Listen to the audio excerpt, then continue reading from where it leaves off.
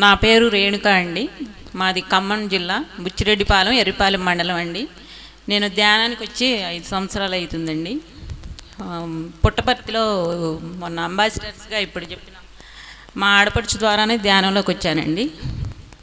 మేమిద్దరం ఫస్ట్ రెండోసారి కాస్మిక్ వ్యాలీలో పెట్టినప్పుడు అంబాసిడర్స్గా తీసుకురమ్మంటే నేను వచ్చాను. అప్పుడు ఇట్ట కలెక్ట్ చేయాలంట అంటే తీసుకో పిన్ని కలెక్ట్ చేద్దాంలే మన ఇద్దరం కలిసి అని అప్పుడు కలెక్ట్ చేసామండి. మళ్ళీ మొన్న పుట్టపర్తి వచ్చినప్పుడు నన్ను అంబాసిడర్గా చేర్పించినారు మా ఆడపడుచు గారు.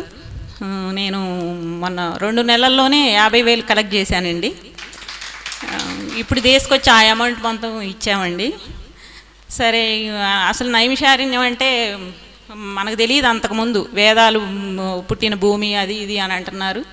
సరే, మా వారికి కూడా టికెట్ బుక్ చేసాము, ఏమీ అనలేదు.